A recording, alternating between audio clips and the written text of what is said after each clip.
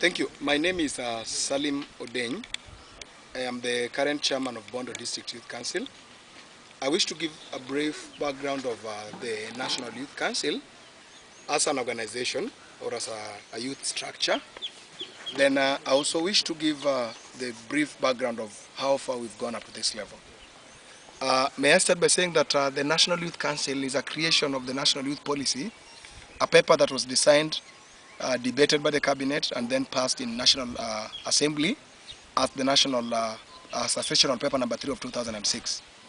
Then this policy document informed the legislation of an Act of Parliament to be known as the National Youth Council Act of 2009. This bill was passed in Parliament, and thereafter in 2009 it was passed by the National Assembly. And in December 2009 on 31st, the President of the Republic signed it into law. The Act has a mandate of, among other issues, establishing the Council.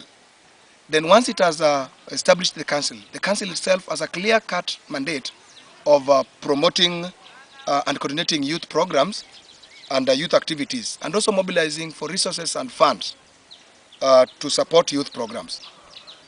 The Youth Council targets the young people between the age bracket of 18 years to 35 years.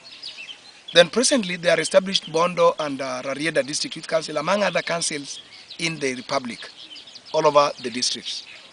Then I would also want to say that the council is endeavoring to ensure that there is youth involvement and participation in all the governance structures and processes, and their participation in civic affairs. And also, I also want to say that to demand for the enjoyment of the fundamental rights of the youth constituency. The council are also serving as the entry point to the youth population. Then critically, they also act as a link between the youth population and the Ministry of Youth Affairs and other development partners that are serving the youth or working with the youth. As the council, we have far-reaching networks from the grassroots level, that is from the sub-locational level, to the district and all the way to the national level. Then we have always received unwavering support from Plan International, a non-governmental organization working in Bondo. That therefore brings me to Plan International itself. To give you just a brief overview of Plan International. Plan International is a humanitarian child-centered organization working in 46 developing countries. And it works with the families and their communities. It was founded almost 70 years ago. And it has no religious, political, or governmental affiliation. In Kenya, Plan is working in 8 development areas that are called DAs, development area. And just to mention a few development areas that Plan International is working in Kenya, I would start by Bondo DA, there is Kisumu DA, there is Homa Bay, there is Kwale, there is Tharaka, there is Kilifi, there is Nairobi, just to mention but a few.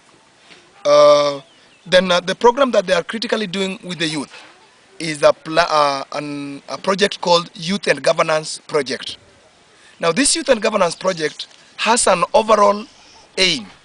The overall aim of the project is to improve the quality of life for the youth and children by enhancing their levels and quality of participation in the governance decision-making processes at all levels. This project is a 3-year project. It began in the year 2009, and it is expected to run up to and including the year 2012. It has trained the youth in these 2 districts, that is Bondo and Rarieda, in various aspects of governance and youth involvement and participation, with its importance, both as a right and as a need towards development and promotion of good governance. I also want to say that this project is also implemented by other DAs in the country. Then the young people have benefited from its inception to this level through different capacity building processes.